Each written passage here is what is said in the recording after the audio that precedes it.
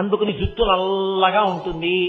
అందుకని ఆవిడ ధమ్మిల్లకాయైచ, ఆవిడ జుట్టు ముడి వేసుకుని ఉన్నది. జుట్టు ముడి వేసుకుని ఎందుకు ఉండాలి అంటే శాస్త్రమునందు ఒక మాట ఉంది, జుట్టు విరబోసుకుని ఇంట్లో ఇల్లాలు ఉన్నా జుట్టు విరబోసుకుని స్త్రీ రాజవీధి యందు నడిచి వెళ్ళినా ఆ దేశమునకు అరిష్టము, ఆ ఇంటికి అరిష్టము అని గుర్తు. ఆ ఇంట అమంగళము తొందరగా వస్తుంది, శుభము దూరంగా పోతుంది. సంప్రదాయం సంప్రదాయమే, అది మంగళ సూచన. అందుకే స్త్రీ జుట్టుని జల్లుకుని ఉండకూడదు. అందుకే వివాహకాండలో ఒక మంత్రం చెప్తారు. భర్త భార్య మెడలో తాళి కట్టాక చెప్తాడు, నేను ఎప్పుడూ నిన్ను చూడకూడదని అనుకుంటున్నది ఎలాగో తెలుసా, నీ జుట్టు విరబోసుకుని నువ్వు ఉండి నీ గుండెలు బాదుకుంటూ నా కంట కనపడకుండెదవుగాక. జుట్టు చల్లుకుంటే ఏమవుతుందంటే స్త్రీకి ఖచ్చితంగా అశౌచం కలుగుతుంది. అశౌచం కలిగినటువంటి ఉత్తర క్షణంలో ఆమె పూజార్హతని కోల్పోతుంది. ఆమె పూజ చెయ్యడానికి అర్హతని కోల్పోతే ఏమవుతుందంటే పురుషుడు చేసిన కార్యం మంగళప్రదంగా పూర్తి కాకుండా శుభప్రదమైన ఫలితాన్ని ఇవ్వకుండా పోతుంది. కారణం ఏమంటే, నాకు ఇది ఎలా మీకు స్పష్టంగా అర్థమయ్యేటట్టు చెప్పాలి అన్న విషయంలో నేను కొంచెం తడబాటు పొందుతున్నాను. ఉండకూడని రీతిలో ఉంటే శౌచము లేదు అంటారు. శౌచము లేకపోతే పూజ చేయడానికి అర్హత ఉండదు. శౌచం ఎప్పుడు పోతుంది అంటే జుట్టు కానీ విరబోసుకుని ఉన్నారనుకోండి పోతుంది. అందుకే ఇప్పటికీ మీరు సంప్రదాయం తెలుసున్న ఇళ్లలో చూడండి, గబగబా చాలా ఏదో బాలసారి చేస్తుంటారు. బారసాల కాదు, బాలసారే. బాలసారే అంటే బాలునకు ఇస్తున్న సారే, కానుక. దాన్ని బారసాల, బారసాల, భారసాల, ఎంత భారమైనా ఎక్కించారు. అసలు దాని ఉచ్చారణ బాలసారే. బాలసారే యందు ఆ ప్రసవమైనటువంటి తల్లి ఏదో తలస్నానం చేసి వచ్చింది అనుకోండి, కానీ ఆమె తడి జుట్టుతో ఎక్కువసేపు ఉండకూడదు. కాబట్టి ఆమెకి కబరీబంధం వేయకూడదు, జటాబంధనం వేయకూడదు. కొంచెం జుట్టు విడివిడి ఉంటే ఆరిపోతుంది తొందరగా. ఇప్పుడు ఆమె పూజకి తొందరగా కూర్చోవలసి వస్తే ఏం చేస్తారంటే చిట్ట చివర ముడి వేస్తారు. చిట్ట చివర ముడి వేసి పూజకు కూర్చోమంటారు. ఎందుకని అంటే జుట్టు జల్లుకుని ఉందనుకోండి అశౌచం వచ్చేస్తుంది వెంటనే. శ్రీరామాయణంలో బాలకాండలో ఒక ఆఖ్యానం ఉంది. అందులో దితి కశ్యప ప్రజాపతిని అడిగింది ఒకప్పుడు, నాకు ఇంద్రుణ్ణి చంపేటటువంటి కొడుకు కావాలి, ఏం చేయమంటావని అడిగింది. ఆయన అన్నాడు, ఒక పని చెయ్యి, 1000 సంవత్సరముల పాటు తపస్సు చెయ్యి. తపస్సు చేస్తే నీవు ఇంద్రుణ్ణి చంపగలిగిన కొడుకుని కంటావు. ఆవిడ తపస్సు మొదలెట్టింది. చిత్రం ఏమిటంటే దితి అదితి కశ్యప ప్రజాపతి భార్యలు. అదితి కొడుకు ఇంద్రుడు, కాబట్టి దితికి కూడా కొడుకు వరకే అవుతాడు. ఈయన ఆవిడికి సపర్యలు చేస్తున్నాడు. ఆవిడ సపర్యలు చేయించుకుంటూ ఆయన్ని చంపే కొడుకు కోసమే తపస్సు చేస్తోంది. 990 సంవత్సరాలు అయిపోయి ఒక రోజు ఆవిడ ఇంద్రుణ్ణి పిలిచండి, గర్భం కూడా పెరుగుతోంది లోపల, మరి కొడుకు పుట్టాలిగా. 1000 సంవత్సరముల గర్భం అది, బయట తపస్సు, లోపల బిడ్డ పెరుగుతున్నారు. 10 ఏళ్లే మిగిలిందయా ఇంద్ర, తొందరలో తమ్ముణ్ణి చూడబోతున్నావు, నీకు జయమగుగాక అంతే అని ఆవిడ మధ్యాహ్నం వేళ పాపం 990 సంవత్సరముల గర్భాన్ని ధరించింది. తపస్సు చేత క్లేశాన్ని పొందింది. పొంది ఆవిడ చేసిన పొరపాటు ఏమిటంటే జుట్టుని ముడివేయడం వదిలిపెట్టేసి. వదిలిపెట్టడంలో ఏమైందంటే ఆవిడకి కునుకొచ్చి ఇలా ముందుకి వాలింది, కునుకుపాటుతో ఇలా వంగింది. ఆ జుట్టు వెనక ఉన్నది చల్లుకుని ముందుకొచ్చి కాళ్ళకి తగిలింది. తగలగానే ఆవిడకి అశౌచం వచ్చింది. ఎందుకని అంటే జుట్టు ముడివిడిపోయింది. జుట్టు ముడివిడిపోయి చల్లుకుపోయింది కాబట్టి కింద. ఇప్పుడు ఆవిడికి అశౌచం వచ్చింది కాబట్టి ఆవిడ తపస్సుని భంగం చేయడానికి ఇంద్రుడికి అవకాశం వచ్చింది. ఆవిడ ముడి వేసుకునే లోపల ఇంద్రుడు సూక్ష్మ శరీరంతో లోపలికి వెళ్ళిపోయాడు. వెళ్ళిపోయి వజ్రాయుధం పట్టుకుని లోపల ఉన్న పిండానికి కనపడ్డాడు. వాళ్ళు ఏడిచింది ఆ పిండం. మారుదో మారుదస్యేతి గర్భం శక్రోప్యభాషత, అయ్యో మమ్మల్ని చంపేకు చంపేకు అని ఏడిచింది లోపల ఉన్న పిండం. ఆయన అంత ఏడుస్తున్నా ఊరుకోకుండా తన వజ్రాయుధాన్ని పెట్టి ముక్కలు కింద నరికేశాడు. పిండాన్ని నరికి పైకొచ్చేసాడు. అప్పుడు దిగండి, నిజమే నాది తప్పు, కేశపాశాన్ని కింద ముడివేయకుండా తూలేను, జుట్టు చల్లుకుంది కాళ్ళ మీదకి, అశౌచం వచ్చింది. నా భర్త నన్ను ముందే హెచ్చరించాడు, నువ్వు చాలా జాగ్రత్తగా ఉండాలి సుమా తపస్సు చేసేటప్పుడు. అన్నిటికన్నా ప్రధానమైనదేదో తెలుసా? ఒక ఇల్లాలిగా నువ్వు తపస్సు చేసేటప్పుడు శుచిర్యది భవిష్యసి, జుట్టు చల్లుకుని ఉండకుండా చూసుకో, శౌచము పోకుండా చూడన్నాడు. జుట్టు ముడి వదిలేను, చల్లుకుంది, కింద విచ్చుకుంది. ఆ కారణంగా అశౌచము కలిగి నా కుమారుడు లోపల ముక్కలైపోయారు. అంటే ఇంద్రుడు అన్నాడు, బెంగ పెట్టుకోకమ్మా, లోపల నన్ను చూసి మారుదహ మారుదహ మమ్మల్ని చంపవద్దు చంపవద్దు అని ఏడిచారు కనుక వాళ్ళని మరుత్తులు అని పేరు పెట్టి నేను వాళ్ళని దేవతాగణంలోకి తీసుకుంటానని మరుద్గణములన్న పేరుతో వాళ్ళకి అధికారం ఇచ్చారు. అంటే సంప్రదాయమునందు ఒక్కొక్క దానికి ఒక్కొక్క విలువ ఉంటుంది. అంత విలువ ఉంటుందా అండి అని మీరు ఆశ్చర్యపోవక్కర్లేదు. ఆయన ఎంఎస్ సర్జన్, ఆయన గుండె కోసేసి ఆపరేషన్ చేసేయగలడు. ఓ గోరు చుట్టూ ఆపరేషన్ చేయడానికి వచ్చాడు. అయినా ఆయన వేసుకున్నటువంటి బట్టలు తీసి అక్కడ పెట్టేసి, పర్సు తీసేసి అక్కడ పెట్టేసి, ఒక టోపీ ఒకటి ఆకుపచ్చని పెట్టుకుని, తన చేతులు శుభ్రంగా కడుక్కుని గ్లోవ్స్ వేసుకుని, అప్పుడైనా కత్తి పట్టుకుని గోరు చుట్టూ కోస్తున్నాడు. అలవోకగా గోరు చుట్టూ కొయ్యగలిగిన డాక్టరు ఎందుకన్ని జాగ్రత్తలు తీసుకుని కోస్తున్నాడు? అంటే ఒక పని చేసే ముందు ఒకలా ఉంటే తప్పది సిద్ధించదు, లేకపోతే దోషం వస్తుంది ఖచ్చితంగా. ఎట్నుంచో బ్యాక్టీరియా ప్రవేశిస్తుంది. ఒక పుండు కోసే డాక్టర్ సరిగా ఉండకపోతేనే బ్యాక్టీరియా ప్రవేశిస్తే ఈశ్వర శాసనాన్ని అతిక్రమిస్తే అశౌచం వస్తుందని మీరు ఎందుకు నమ్మలేరు? కాబట్టి భర్త యొక్క మంగళత్వమునకు గుర్తేది అంటే భార్య వేసుకున్న కబరీబంధమే. జటన్నా వేసుకోవాలి, ముడన్నా వేసుకోవాలి. అలా ముడి వేసుకుంటే అది మంగళ దర్శనం అని గుర్తు. పాపం ఆయన ఏదో పొద్దున్నే బయటికి వెడుతున్నాడు, వెనక జుట్టు విరబోసుకుని ఒక స్త్రీ కనపడింది. ఆయన కర్మ అమంగళం. వెంటనే ఆయన భగవతిని ప్రార్థన చెయ్యాలి. సర్వమంగళ మాంగళ్యే శివే సర్వార్థ సాధకే శరణ్యే త్రయంబకే దేవి నారాయణి నమోస్తుతే అని అమ్మవారి కబరీబంధాన్ని ఒకసారి ఊహ చేసి నమస్కారం చేసి వెళ్ళాలి. అంత అమంగళకరమైనటువంటి శకునం అది, జుట్టు విరబోసుకుని కనపడితే. అమ్మవారు అలా ఉండదు సుమ. అంత పెద్ద జుట్టుందని, అంత నల్ల జుట్టుందని, అంత నొక్కుల జుట్టుందని, అంత చిక్కులు లేని జుట్టుందని ఆవిడ విరబోసుకు తిరుగుతుంది అనుకుంటున్నావేమో. అలా తిరిగే లక్షణం ఉన్నది కాదు. ఆమె ధమ్మిల్లకాయైచ, అమ్మవారి సిగని చెప్తూ కుటుంబాలలో ఉండవలసిన సంప్రదాయాల్ని చెప్తున్నారు జగద్గురువులు కనుక శంకరాచార్యుల వారు. ఇది ఏకకాలమునందు శ్లోకాన్ని నడిపించగలిగిన ప్రజ్ఞ శంకరాచార్యుల వారిది. కాబట్టి ధమ్మిల్లకాయైచ, అంత నల్లగా ఉంటుంది ఆవిడ జుట్టు. నిత్య యవ్వన, కాలాతీతురాలు అయినా సరే సంప్రదాయం విషయం వచ్చేటప్పటికి ఆవిడ అలా ఉంటుంది.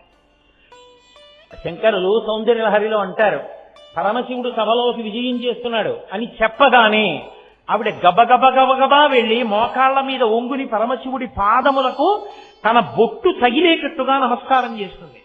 అన్ని మాటలు నమస్కరిస్తుంది కాబట్టే ప్రతిరోజు ఆవిడ మోకాళ్ళు మాత్రం గరుగ్గా ఉన్నాయన్నారు శంకరాచార్య గారు. అంటే ఒక పతివ్రత లక్షణం అంత గొప్పగా ఉంది. భర్తకి నమస్కరించడం పరమేశ్వరుడికి నమస్కరించడం. భర్త నమస్కరించాలంటే ధ్యానమునందు జాగ్రత్తగా నమస్కారం చెయ్యాలి. అది భార్యకి ఉన్న గొప్ప అదృష్టం. భర్తకి నమస్కరిస్తే పరమేశ్వరుడికి నమస్కరించినట్టే. సాక్షాత్తు పరదైవమే భర్త రూపంలో ఉన్నాడు అని చెప్తోంది శాస్త్రం. కాబట్టి అమ్మవారు అటువంటి ధమ్మిల్లమును కలిగి ఉన్నది, జుత్తు ముడివేసుకుని ఉన్నది. అమ్మవారి జుత్తు ముడివేసుకుని ఉంటుంది అన్న మాటని గొప్ప గొప్ప కవులు అంటే నా ఉద్దేశం రాత్రివేళ కాఫీ ఫ్లాస్క్ లో పోసుకుని యతి ప్రాస చూసి రచనలు చేసిన కవులని నా ఉద్దేశ్యం కాదు. భగవద్ దర్శనము చేయగలిగినంత అనుష్ఠాన బలమున్నవారు, తపోనిష్టా గరిష్ఠులు, పరదేవతానుగ్రహ సంపన్నులు, వారు ఎప్పుడు కవిత్వం చేసినా అమ్మవారి కబరీబంధాన్ని అలాగే చెప్పారు. ఎంత గొప్పగా మాట్లాడారంటే నిజంగానో మూకశంకరులని మహానుభావులు. ఆయన అద్భుతమైనటువంటి శతకాలు, 5 శతకాలను రచించారు. రచించడం అంటే కూర్చుని వ్రాయలేదు. కామాక్షి పరదేవత ఎదురుగుండా నిలబడితే ఆయన అమ్మవారిని చూస్తూ చెప్పారు. పాదములు చూసి 2 శ్లోకములు. పాదారవింద శతకము. అమ్మవారి యొక్క కటాక్షము ఇలా క్రీగంటి చూపు చూసి 100 శ్లోకములు కటాక్ష శతకము, చిరునవ్వు మీద 100 శ్లోకములు మందస్మిత శతకము. అలాగే ఆయన అమ్మవారి యొక్క స్తోత్రం వైభవాన్ని చెప్పారు స్తుతి శతకము, ఆవిడ యొక్క గొప్పతనాన్ని చెప్పారు ఆర్యాశతకము. ఈ 5 శతకములు కలిపి మూక పంచశతి అయ్యేది. ఆయన జన్మతః నోరు లేనివారు, కానీ కామాక్షి అనుగ్రహంతో చెప్పారు 500 శ్లోకాలు. 500 శ్లోకాలు చెప్పినటువంటి మూకశంకరులు అమ్మవారి కొప్పు వంక చూశారు.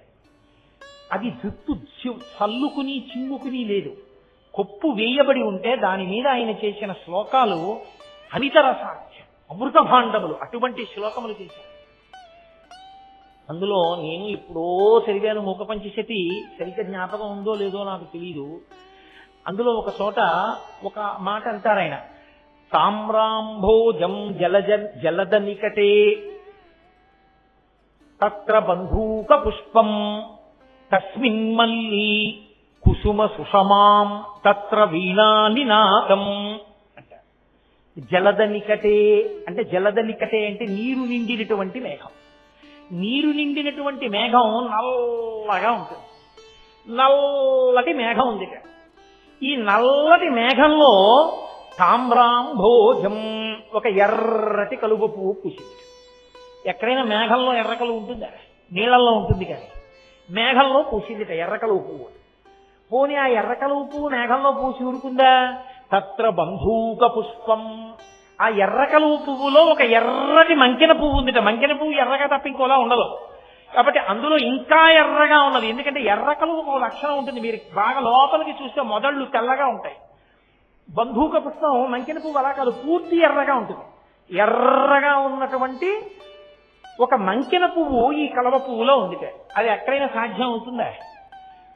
మళ్ళీ పోనీ అక్కడతో ఊరుకున్నారా? ఊరుకోలేదు. తస్మిన్ మళ్ళీ కుసుమ సుషమాం, మళ్ళీ ఈ ఎర్ర కలువలో ఉన్నటువంటి మంకెన పువ్వులో ఒక తెల్లటి మల్లె పువ్వు ఉంది. ఇవి మేఘంలో. అసలు అలా ఎలా ఉంటాయి? పువ్వులో పువ్వు ఉంటుందా లోకంలో ఎక్కడైనా? పువ్వులన్నీ కలిపి బుట్టలో పట్టుకొస్తే చిన్న పువ్వులు ఏదో పెద్ద పువ్వులోకి దూరిపోతుంటాయి. అంతేగాని మేఘంలో ఎర్ర కలువు పుట్టి ఎర్ర కలువలో మంకెన పువ్వు పుట్టి మంకెన పువ్వులో మల్లె పువ్వు పుడుతుందా? పుట్టదు. పోనీ మల్లె పువ్వు పుట్టింది. అక్కడ చూస్తే తత్ర వీణా నినాదం, వీణ వాయిస్తున్నటువంటి ధ్వని వినపడుతోందట ఆ మల్లె పువ్వు దగ్గర. అదేమిటండి ఇది ఎలా సాధ్యం అంటారేమో. వ్యావృన్వానా సుకృతలహరి కాచి కాంచీలహర్యా, ఇది కాంచీనగరంలో జరిగినటువంటి ఒక పెద్ద ఇంద్రజాలం అన్నారాయన. ఐశానీశా కలయతి తరా ఇంద్రజాలం విలాసం. ఐశానీశ అంటే ఈశానుని యొక్క భార్య అయినటువంటి కామాక్షీదేవి యొక్క ఇంద్రజాల విద్య అలా కనపడుతోంది అన్నారు. ఇంద్రజాలంలో ఉన్నది ఉన్నట్టు లేనిది ఉన్నట్టు కనపడుతుంటుంది కదా, ఉన్నది లేనట్టు లేనిది ఉన్నట్టు. అమ్మవారు చేసిన ఇంద్రజాలం అన్నారు. ఏమిటి ఆ ఇంద్రజాలం అంటే తామ్రాంభోజం జలద నికటే తత్ర బంధూక పుష్పం. మేఘంలో ఎర్రకలువ ఉండదు, నల్ల జలద నికటే నీరు నిండిన మేఘం నల్లగా ఉంటుంది. ఏమిటి ఆ నల్లటి మేఘం అంటే అమ్మవారి కొప్పు. నల్లటి అమ్మవారి కొప్పు దగ్గర తామ్రాంభోజం ఎర్రటి కలువ అమ్మవారి ముఖం. తత్ర బంధూక పుష్పం, మళ్ళీ ఎర్రటి కలువ పువ్వులో ఇంకా ఎర్రని మంకెన పువ్వు ఉంది అమ్మవారి యొక్క అధరం, కింది పెదివి. అక్కడ తస్మిన్ మల్లీ కుసుమ సుషమాం, అక్కడ మల్లె పువ్వులు ఉన్నాయి. ఓ మల్లె పువ్వు ఉంది అంటే విచ్చుకోకుండా నవ్వింది ఆవిడ. మల్లె పువ్వు లాంటి పళ్ళు కనపడ్డాయి. తత్ర వీణా నినాదం, ఆవిడ నోరు విప్పి మాట్లాడితే వీణ మోగినట్టు ఉంటుంది ఆ కంఠం. అటువంటి కంఠధ్వని వీణానాదం వినపడుతోంది. అంటే అమ్మవారి ముఖమండలాన్ని కొప్పుని వర్ణించడానికి మూకశంకరుడు ఒక పెద్ద పొడుపు కథ ఇచ్చినంత గొప్ప శ్లోకాన్ని ఇచ్చారు. స్థితి శతకం అనుకుంటాను నాకు జ్ఞాపకం ఉన్నంత వరకు. కాబట్టి ఆయన కూడా జలదనికటే నల్లమబ్బుతో పోల్చారు అమ్మవారి యొక్క కబరీ బంధాన్ని. అంత నల్లని జుట్టు కలిగిన అమ్మ, అటువంటి కొప్పు వేసుకునేటటువంటి లక్షణం ఉన్న అమ్మ అంటే ఇంటి ఇల్లాలు అటువంటిది కనుక ఇంట్లో ఉన్నటువంటి యజమానికి అంత వైభవం కలిగింది.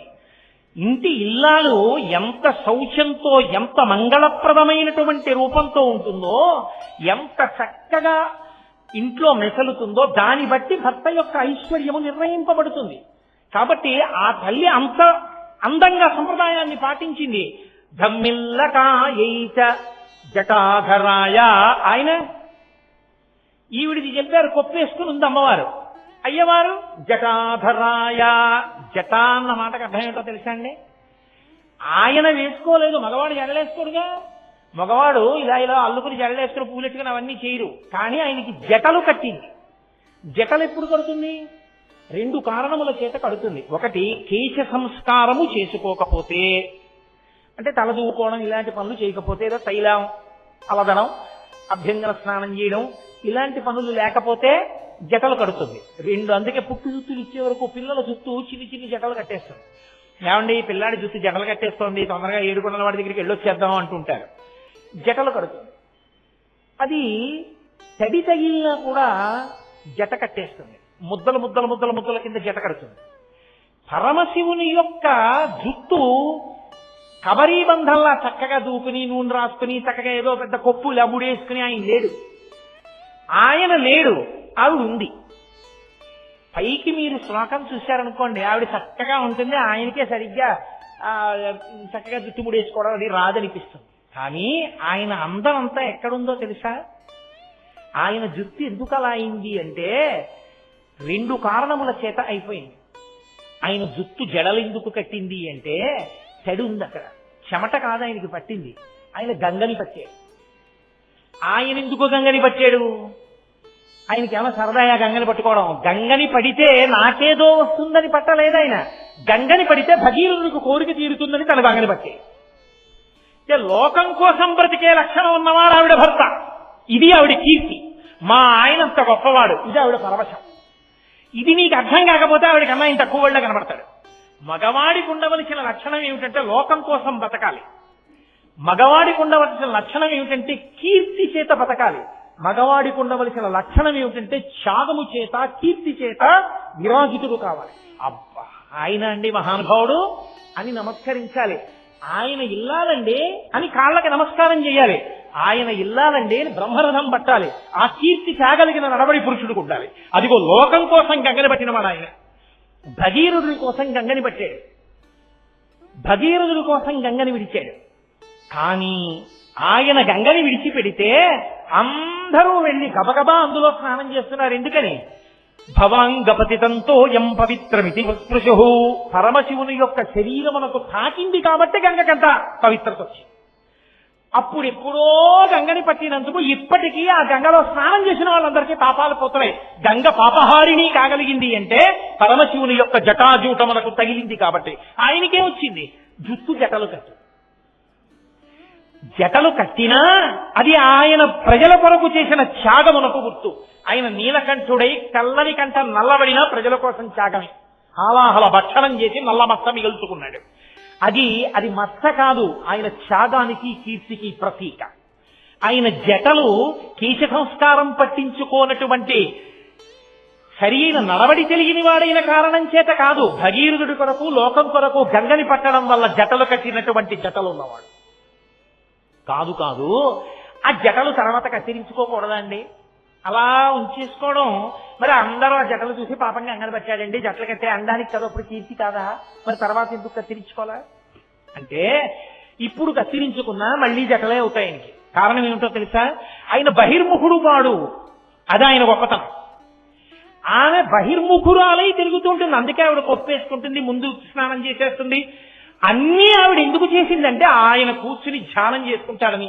ఆయన కూడా అదే పనిగా ఆవిడ అన్ని అక్కడ పెట్టినా ఈయన పేపర్ చదువుకుంటూ అక్కడికి వెళ్ళి కూడా పేపర్ గురించి మాట్లాడుతూ పూజా మందిరంలో కూడా సెల్ ఫోన్ మాట్లాడుకునేవాడికి భార్య చాట్లు పడి అన్ని సిద్ధం చేయడం ఎందుకు? అదో కష్టం తప్ప. ఇన్ని ఎందుకు పెట్టింది ఆవిడంటే అక్కడికి వెళ్ళి ధ్యానం చేస్తూ ధ్యానంలో తాను రమించిపోతూ ఉండిపోతాడని. అలా ఒక్క పావుగంట భర్త కూర్చున్నాడు అనుకోండి, ఆవిడ ఎంతో సంతోషిస్తుంది. చక్కగా మా ఆయన పొద్దున్నే కూర్చుని ఓ పావుగంట ధ్యానం చేసుకుని బయటికి వస్తారు అని. ఇలా వీళ్ళు అలా వచ్చేసారు అనుకోండి, ఏమన్నా అప్పుడే అయిపోయిందా అని అనుకోండి, అబ్బో ఇప్పటికే ఎక్కువ అన్నాడు అనుకోండి, ఆవిడకి బాధగా ఉంటుంది కదా.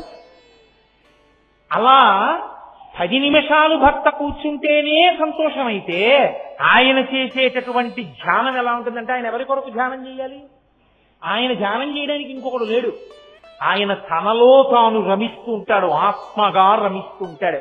ఆ రమించడంలో అలా ఉండిపోయి ఉంటాడు ఎప్పుడు. అలా ఎప్పుడు ఉండిపోయి ఉన్న కారణం చేత ఆయన జుట్టు పెరిగి పెరిగి పెరిగి పెరిగి జటలో కట్టేసి జారిపోయి ఉంటుంది.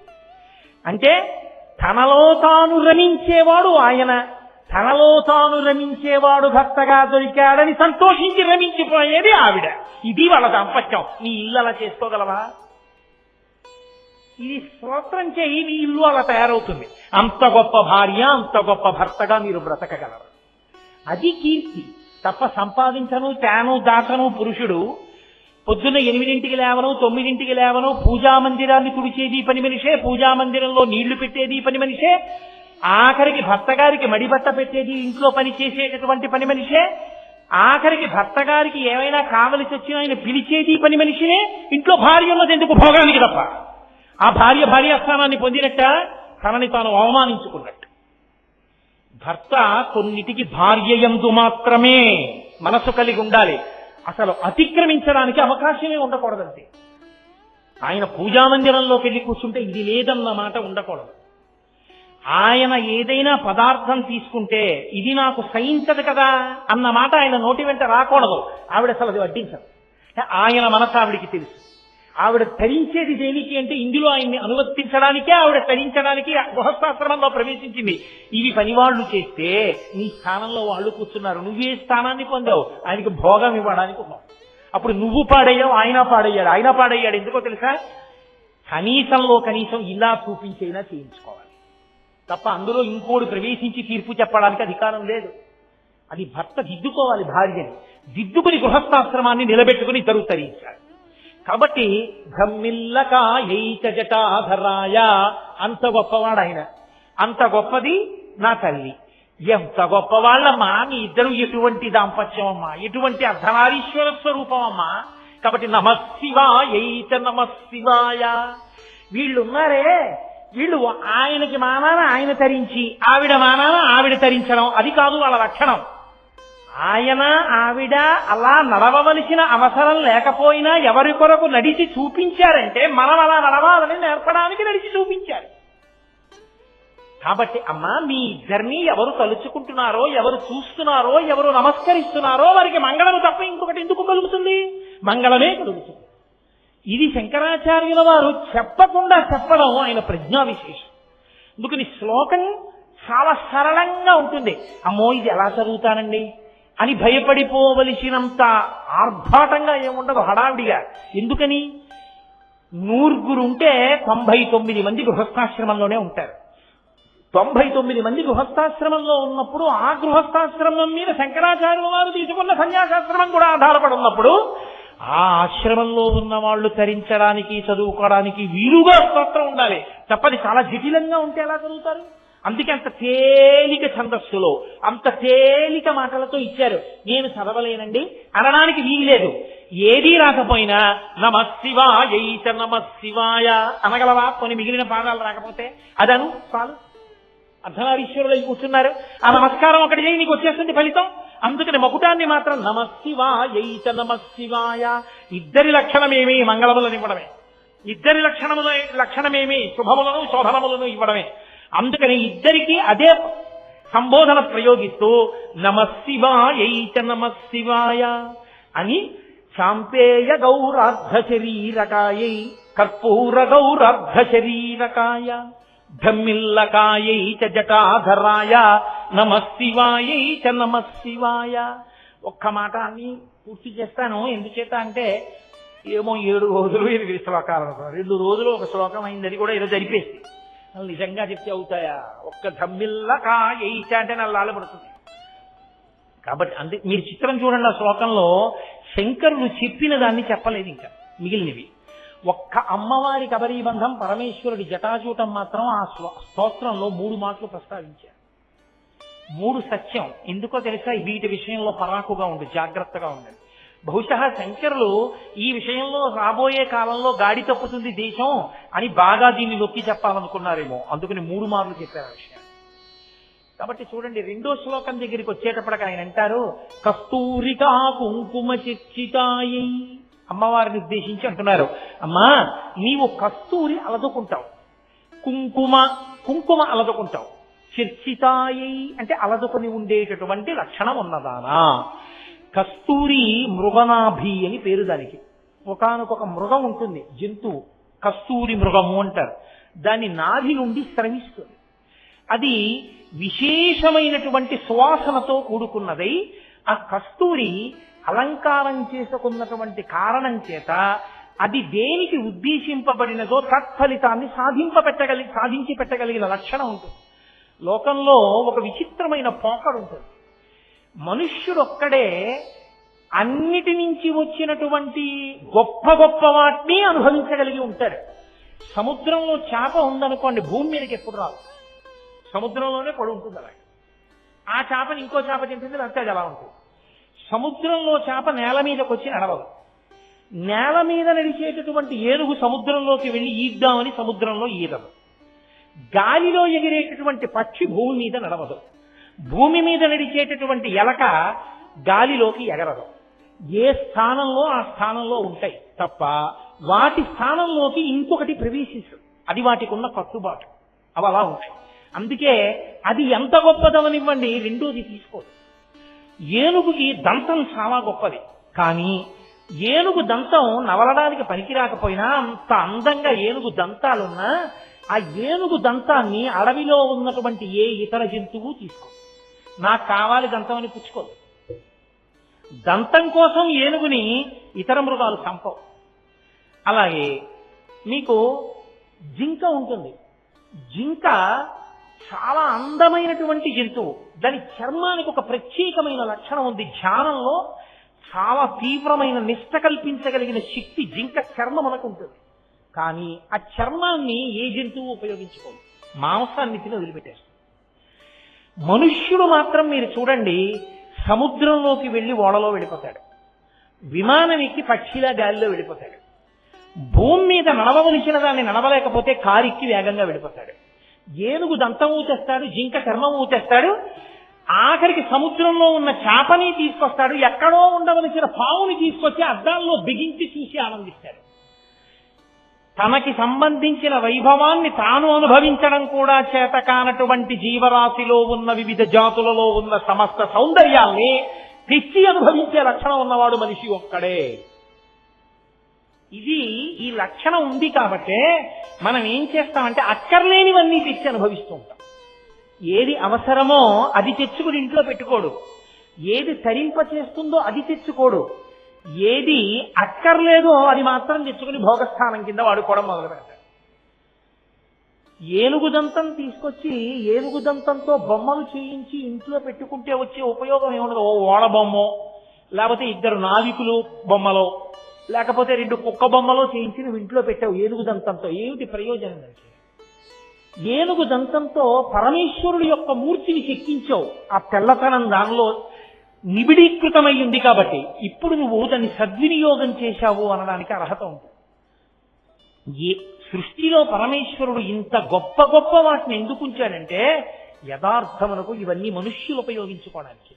మీరు చూడండి, ఆవు ఎక్కడో గడ్డి తింటుంది, ఎక్కడో వాహినిలందు జలంబు త్రాగగా అంటాడు పరీక్షిత్ మహారాజు గారు భాగవతంలో. ఎక్కడో అలా ప్రవహిస్తున్నటువంటి నీటి గుంతలలో ఉన్నటువంటి నీటిని తాగుతుంది. అది మనకు అవసరమైన నీరు కాదు, అది తాగుతున్నావు. మనకి పనికిరాని గడ్డి తాను తింటుంది. వాచివి అయిన గడ్డి తిని వాహినులందు జలంబు తాగగా నీ చరణంబులెవ్వడిని దళితంబుగా చేసే వాడు తా కీచరుడైనా అంటారు. అది మనకి పనికిరాని గడ్డి, మనకు పనికిరాని నీళ్లు తాను తాగుతుంది. పసిపిల్లల దగ్గర నుంచి వృద్ధుల వరకు అందరికీ జీర్ణమయ్యే పాలని, ఇహంలో చేసిన పాపాల్ని పోగొట్టుకుని పుణ్యాన్ని సంపాదించుకోవడానికి అభిషేకం చేయడానికి వీలైన పాలని ఇస్తుంది. ఆ ఆవు తన గోత్రనామాలతో తాను ఎప్పుడైనా అభిషేకం చేసుకుందా? మనం చేసుకుంటాం. మన కొరకు ఉపయోగింపగలం. ఆ ఆవు పాలు నువ్వు కాఫీకి ఉపయోగించుకుంటే నేరస్తుడివి నువ్వు. ఆ ఆవు పాలు అభిషేకానికి ఉపయోగించుకుంటే నువ్వు సక్రమంగా ఉపయోగించుకున్నవాడు. వస్తువు ఉండడం కాదు, వస్తువు ఎందుకుందో దాన్ని ఎందుకు ఉపయోగించుకోవాలో నీకు తెలిసి ఉండాలి. అలా ఉన్ననాడే నీ ఆశ్రమం సిద్ధిస్తుంది. ఏ ఆశ్రమంలో ఉన్నవాడు ఆ ఆశ్రమంలో ఉన్నదాన్ని వాడాలి, లేకపోతే దానికి అర్థం ఉండదు. బ్రహ్మచారి కాటుక పెట్టుకోకూడదు, గృహస్థు కాటుక పెట్టుకోవచ్చు, కంటికి చలవ చక్కగా పెట్టుకోవచ్చు, దోషం లేదు. బ్రహ్మచారి పూలదండ మెడలో వేసుకోకూడదు, గృహస్థు మెడలో పూలదండ వేసుకోవచ్చు. బ్రహ్మచారి నగలు పెట్టుకోడు, గృహస్థు మెడలో హారం వేసుకోవచ్చు. బ్రహ్మచారి తాంబూలం వేసుకోడు, గృహస్థు తాంబూలం వేసుకోవచ్చు. ఇంటి ఇల్లాలు మధ్యాహ్నం తాంబూలం వేసుకుని తీరాలి, భర్త ఆయుర్దాయం జరుగుతుంది. వేసుకోవలసినది వేసుకోవడం మానేసి భర్త గారు తాంబూలం పూజామందిరంలో పెట్టడం, భార్య తాంబూలం వేసుకోవడం.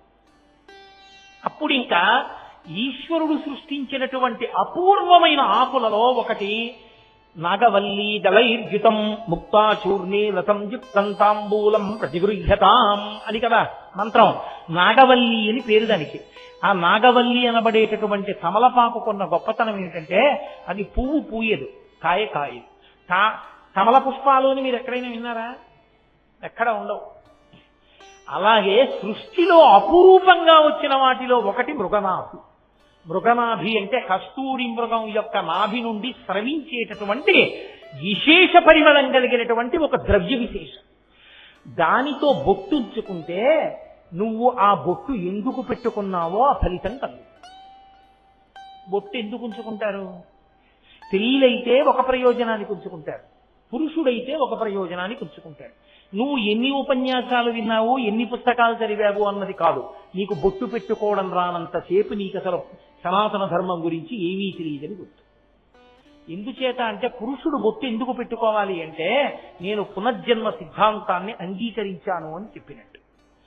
పునర్జన్మ సిద్ధాంతాన్ని అంగీకరించాడు అంటే ఈ శరీరం విడిచిపెట్టిన తరువాత జీవుడు ఇంకో శరీరంలో కడతాడు, ఇక్కడ చేసిన పాపపుణ్యాలు అనుభవిస్తాడు.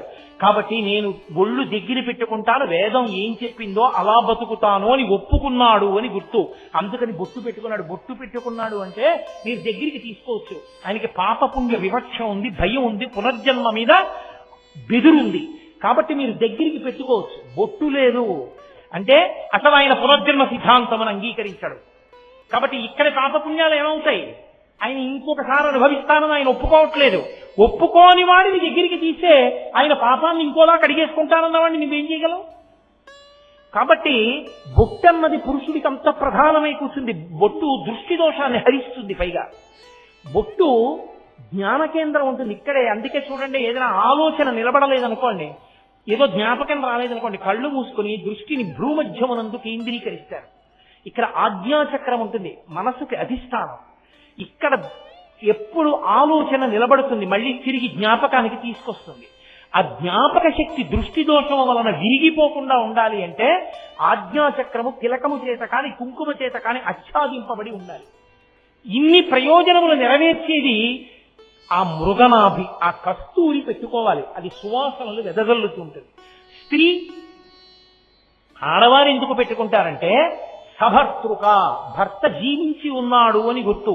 సువాసిని, సువాసిని ఎక్కడుందో అక్కడ కామాక్షి ఉన్నట్టు. కామాక్షి కంచిలో లేదు, ఇదిగో ఇక్కడ నా ఎదురుగుండా ఉన్న సువాసిని రూపంలోనే కామాక్షి ఉంది. సువాసిని సువాసిన్యర్చన ప్రీత, అటువంటి సువాసిని నేను పరదేవతాత అనుగ్రహాన్ని పొంది ఉన్నదానను అని చెప్పడానికి కస్తూరి తిలకాన్ని పెట్టుకుంటారు. అమ్మవారు కస్తూరి తిలకం పెట్టుకుంటారు. అందుకే కస్తూరి తిలకంచితేందు విలసత్ప్రోద్భాసి పాలస్థలీం కర్పూర ద్రవ మిశ్ర చూర్ణ కపురామోదోల్ల సద్వీటికాం లోలాపంగ తరంగ తైరితి కృపాసారైర్లతానందినీం శ్రీశైలస్థలవాసినీం భగవతీం శ్రీమాతరం భావయేత్. ఆవిడ కస్తూరి తిలకాంచితేందు విలసత్, ఆవిడ కస్తూరి తిలకంతో చంద్ర రేఖతోటి ఇవాళ ఆకాశంలో ఉంది. అమ్మవారి అయ్యవారి కిరీటం మీద ఉండేటటువంటి చంద్రరేఖ శుక్లపక్ష తదియనాడు ఉండే చంద్రరేఖ. ఇప్పుడే నేను మీ పట్టణానికి కారులో వస్తూ ఆకాశంలో ఆ చంద్రరేఖను చూసి ఒక్కసారి కామాక్షి కిరీటం మీద, చంద్రమౌళీశ్వరుడి కిరీటం మీద ఉండేటటువంటి ఆ చంద్రరేఖని భావించి లోపల నమస్కారం చేసుకుని వచ్చాను. కాబట్టి ఆ చంద్రరేఖని ఇవాళ దర్శనం చేయొచ్చు. కాబట్టి ఆ తల్లి విలసత్పూర్ణి, ఆ పక్కన కిరీటం పక్కన చంద్రరేఖ ఉంటుంది, నుదుటి మీద కస్తూరి తిలకం ఉంటుంది. ఈ కస్తూరి తిలకం శోభ, ఆవిడ నుదురు కాంతి, చంద్రబింబం యొక్క కాంతి, కిరీట మణుల యొక్క కాంతి, ఆ స్వర్ణము యొక్క కాంతి, ఇన్ని కాంతులతో ఆవిడ ముఖం విరాజిల్లుతుంది. అసలే ఆవిడ కాంతి స్వరూపిణి. యాదేవీ సర్వభూతేషు కాంతి రూపేణ సంస్థిత నమస్తస్యై నమస్తస్యై నమస్తస్యై నమో నమః. ఆమెయే కాంతి రూపంలో ఉంటుంది. అటువంటి తల్లి రాశీభూతమైన కాంతి స్వరూపంగా అక్కడ కూర్చుని దాన్ని ఉద్దీపింపచేయగలిగేటటువంటి కస్తూరి బొట్టు పెట్టుకుంది. ఇక్కడ కూడా సింధూరం పెట్టుకుంటుంది ఆవిడ. బాలసూర్య బింబం ఎలా ఉంటుందో అలా ఉంటుంది అన్నారు శంకరాచార్యుల వారి సౌందర్యలహరిలో. కాబట్టి కస్తూరి తిలకం పెట్టుకుంది ఆవిడ. ఇప్పుడు ఆ కస్తూరి తిలకం పెట్టుకున్న అమ్మవారి మోము ఎలా ఉంటుంది అంటే అసలు మీరు ఇలా చూడగానే ఇక కన్ను తిప్పలేరు.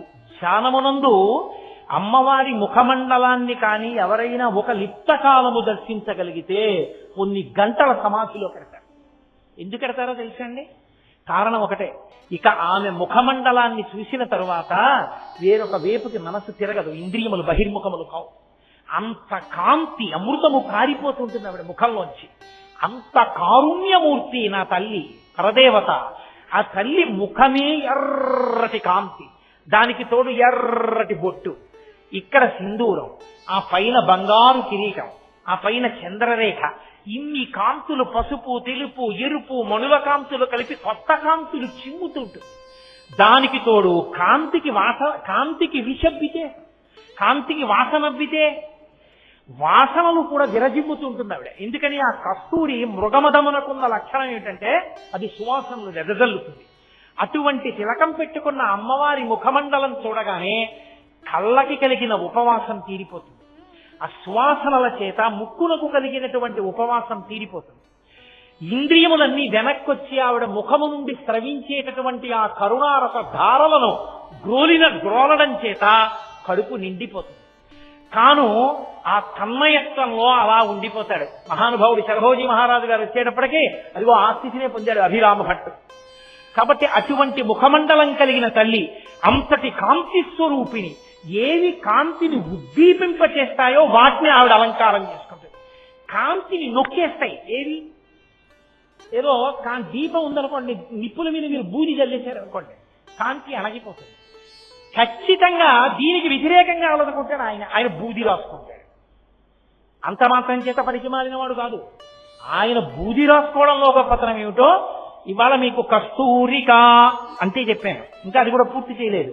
కుంకుమ చర్చితాయి, దీన్ని రేపటి రోజున పూర్తి చేస్తాను. రేపు ఆదివారం కాబట్టి మీకు మరి కొంచెం సావధానం ఉంటుంది. కాబట్టి రేపు ఖచ్చితంగా 6 గంటల 30 నిమిషాలకి మళ్ళీ ప్రారంభం చేసి 2వ శ్లోకాన్ని చెప్తాను.